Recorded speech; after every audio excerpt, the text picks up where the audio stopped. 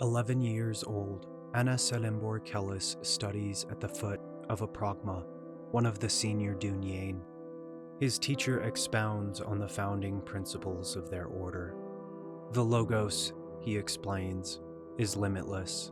Rationality is axiomatic. Cause can only precede and determine effect, never the other way around. But a man, let alone a boy, is not a perfectly rational being. How, then, is one to master one's passions? How to yoke the legion of disparate thoughts that comprise his soul?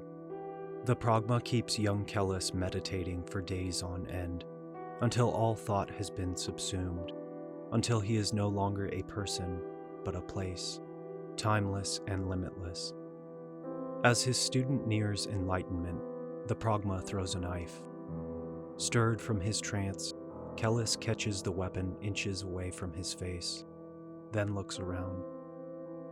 The world is full of causes, all working at disparate purposes, useless unless he, the place called Kellis, yokes them together to produce an effect. Understanding dawns. Over the years, Kellis would observe the flayed faces of defectives, other students who failed to meet his teacher's high standards. The human face, he would learn, possessed 44 muscles. Working in concert, these could signify every permutation of animating passion, and once studied by a clever boy, faces could be read like an open book. Decades later, in the palatial gardens of the Nansir Empire, Anna Selimbor Kellis is puzzled by a face that cannot be read. The emperor's advisor, an old man named Skios, does not conceal his thoughts and emotions. He appears to have none at all. As the imperial audience unfolds around them, Kellis has eyes only for Skios. His face is a mystery that must be solved. Perhaps it is not a face at all, but something else entirely. It looks more like a set of fingers, intertwined to somehow form a false face. Nothing in the Dunyain teachings had ever mentioned this, and yet the basic principle surely holds. For every discernible effect, there must be a cause. All the while, the great names of the Holy War are making their case against the Emperor Ikirai Xerius III. Nersai Proyas demands that the Emperor is compelled, under Shrial censure, to provide the necessary supplies.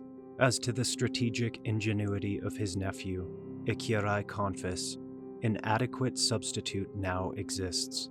The Sylvendi barbarian, Nair Urs Skiotha, can lead the Holy War instead. A ludicrous, insulting proposal, counters the Nansir side. An unbeliever leading the faithful, a savage belonging to a defeated race? Did not Confis himself crush the Sylvendi at Kiyuth a few months before? The emperor and his nephew argue their case before the Shrial legate in Cherai Goshen. They claim the Holy War can only be launched under Confis's leadership, and only if the great names sign the emperor's indenture, ceding any conquered lands back to the Nansirium.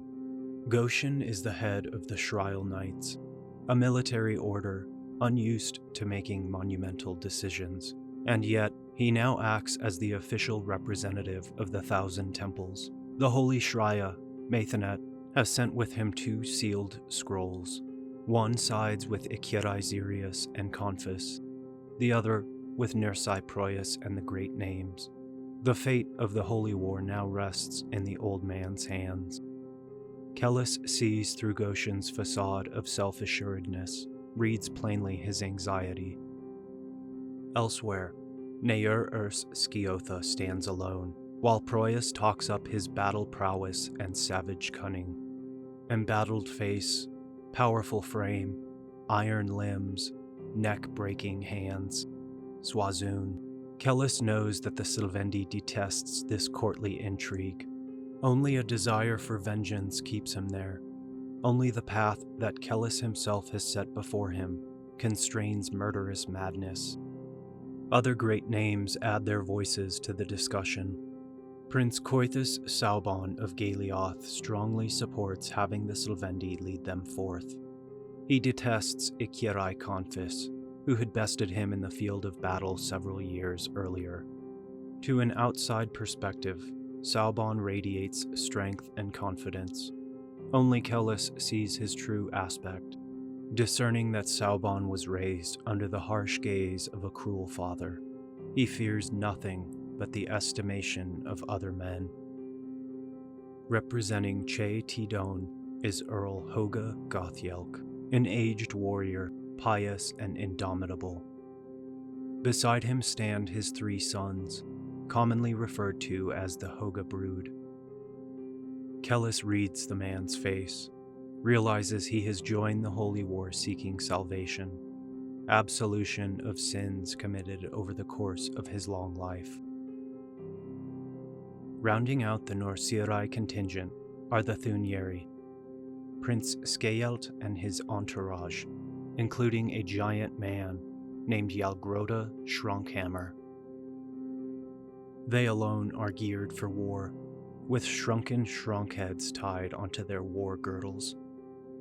Kellis knows that the Thunieri are as foreign to the imperial court as Nair himself, if not more. They don't even speak Shayek, the common tongue. Still, they are Enrithi warriors, willing to lay down their lives in an attempt to retake their prophet's lands. Far more civilized but seemingly disinterested in the outcome of the negotiations are the nobles of High Anan, a debauched and effete people, but of the Enrithi faith nonetheless. Their king regent, Shefaramuni, is known to be a mere figurehead. High Anan is ruled in all but name by the sorceress school of the Scarlet Spires. Though Anani hide behind elaborate wigs and porcelain masks, Kellis reads them with little difficulty, analyzing mannerisms and tone of voice rather than facial expressions. With the debate raging on, Ikirai Confis makes his closing statement, outlining why he is the only choice for the position of the Holy War's Exalt General. Nair simply cannot be trusted. You know nothing of the Sylvendi. They are not heathens like the Phantom. Their wickedness isn't one of distortion, of twisting the true faith into an abomination. They are a people without gods. They call these scars Swazund, a word that means dyings. Those are their only purpose. The very meaning of their lives, our dyings. Do you not understand this? Look at him.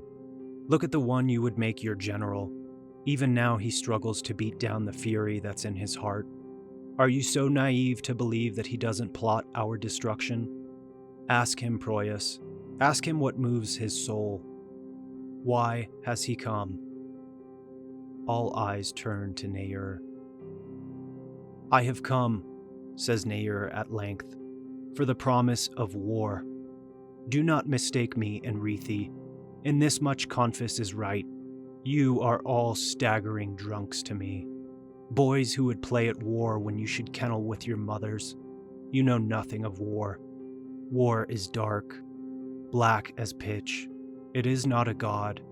It does not laugh or weep. It rewards neither skill nor daring. It is not a trial of souls, not the measure of wills. Even less is it a tool, a means to some womanish end. It is merely the place where the iron bones of the earth meet the hollow bones of men and break them. You have offered me war, and I have accepted. Nothing more. I will not regret your losses. I will not bow my head before your funeral pyres. I will not rejoice at your triumphs. But I have taken the wager. I will suffer with you. I will put Phantom to the sword and drive their wives and children to the slaughter. And when I sleep, I will dream of their lamentations and be glad of heart. A moment of stunned silence, then uproar. Some of the great names favor the Sylvendi's unconcealed hatred, preferring it to Ikirai's intrigues. Others, Goshen among them, remain unconvinced. With the decision balanced upon a knife's edge, The Prince of Nothing steps forward. I have dreamed of this war. I wouldn't pretend to tell you the meaning of those dreams, for I don't know. But I do know this: the decision before you is clear. Admission of uncertainty followed by a declaration of certainty, exactly what they wanted to hear. Kellis follows this up with what sounds like gentle witticisms and profound insight. Let us assume both of these men are equally untrustworthy. Whether we accept the stewardship of the emperor or the chieftain, we concede the same trust and the same labor. But with the emperor, we concede the wages of our labor as well. Even world-born men intuit the logos. When faith and trust are up for grabs, Kellis asks them to turn to their selfish material desire, lands and conquest. In this light, their choice is made clear. Goshen unfurls a scroll with a black wax seal. Ikirai Xerius III, Emperor of Nansir, by authority of the Tusk and the Tractate, and according to the ancient constitution of Temple and State, you are ordered to provision the instrument of our great. The roar of the assembly reverberates throughout the gardens. The decision has been made. The Emperor's indenture will not be signed. Once more, Kellis locks eyes with Skios, he whose face reads like a clenched fist. The Emperor notices this, suspects that his council is somehow in league with the Prince of Atrathau. He orders his guards to take Skios into custody. The old wretch hides something. He contemplates seizing Kellis as well, but can think of no pretext. Anna Serimbor Kellis turns to Nair.